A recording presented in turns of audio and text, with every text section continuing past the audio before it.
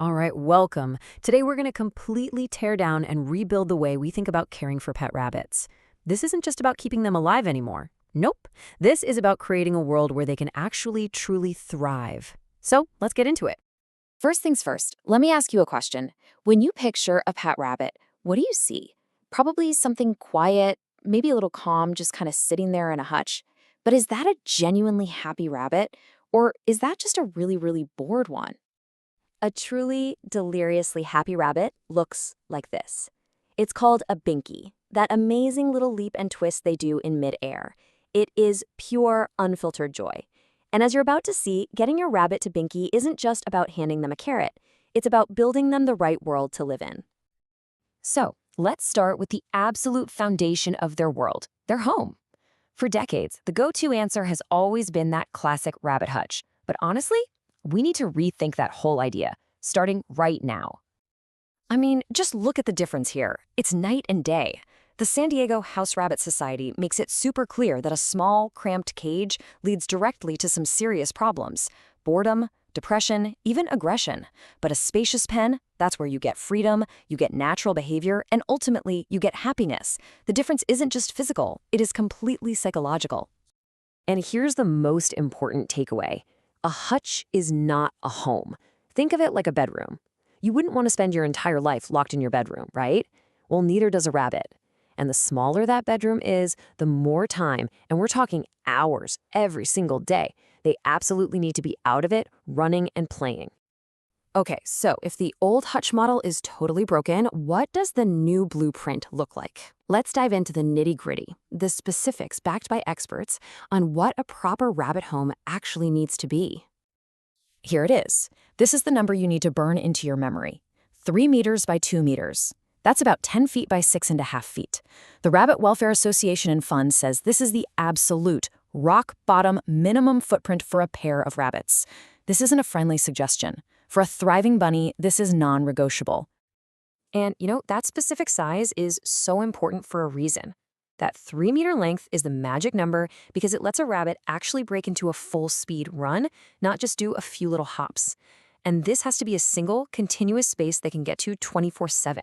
Oh, and that 1-meter height? Well, that's so they have enough headroom to leap into the air for those amazing, joyful binkies we were talking about. And if you think this is all just coming from passionate pet advocates, get this. These are the legal minimums from the Animal Welfare Act, the guidelines used by breeders and labs. For a rabbit that's just 5 pounds, the required space is a tiny 3 square feet. These are the bare minimums for survival. For a beloved member of your family, our goal has to be to go way beyond this. So we've designed their outside world. Now let's look at their internal one. A rabbit's health is completely 100% tied to its incredibly unique digestive system. Just take a look at this. You don't have to be a vet or memorize all the labels, but the image itself tells the whole story, doesn't it? This is not a simple system. It is a complex, finely tuned machine that was designed for one very specific job: pulling every last nutrient out of tough, fibrous plants. And here it is, the secret to keeping that entire machine running like a dream. This quote from MetaRabbit says everything. The main driving force, the engine for this whole system, is indigestible fiber. It's not just filler. It is the fuel that keeps everything moving. Seriously, a lack of fiber is the #1 cause of gut problems in rabbits. So what does that actually look like in their food bowl? This chart makes it really simple.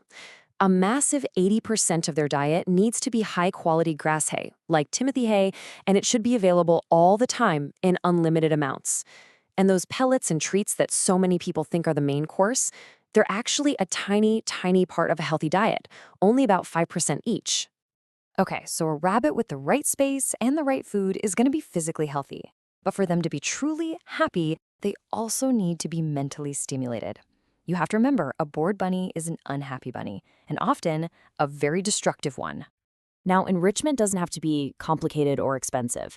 Rabbits are prey animals, and they have this powerful, deep-seated instinct to burrow. A simple cat tunnel like this one, it taps right into that instinct. It gives them a place to hide, which makes them feel secure, and it's also a super fun raceway for them to explore. And it gets even cheaper.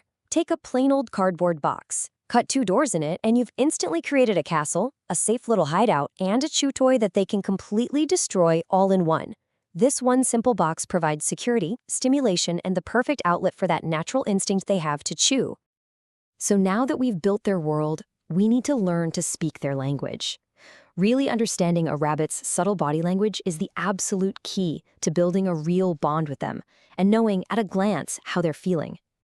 This right here is what you want to see. The RSPCA shows us exactly what a relaxed, happy rabbit looks like. Their body is loose, they might be all stretched out, or tucked into what people call a bunny loaf. Their ears are up and facing outwards, just calmly taking everything in. This is the ultimate sign of contentment. Now compare that to this. A worried rabbit is tense. You can see it. They'll crouch low to the ground, basically ready to bolt at a moment's notice. And the dead giveaway here is the ears. They're flattened tight against their back. If you see this, it means something in their environment is making them feel scared or unsafe. And you absolutely want to pay attention to this one. That powerful thump they do with the back leg, it is not cute. It is a very clear warning. It means I am not happy and you need to back off right now. They might even turn their back to you and flick their feet in disgust. They're communicating so clearly, and it's on us to listen. Okay, so to put it all together, here is your essential checklist for a truly rabbit-ready home. You're gonna need that 3x2 meter pen, some heavy ceramic bowls they can't flip over, and a nice big litter box.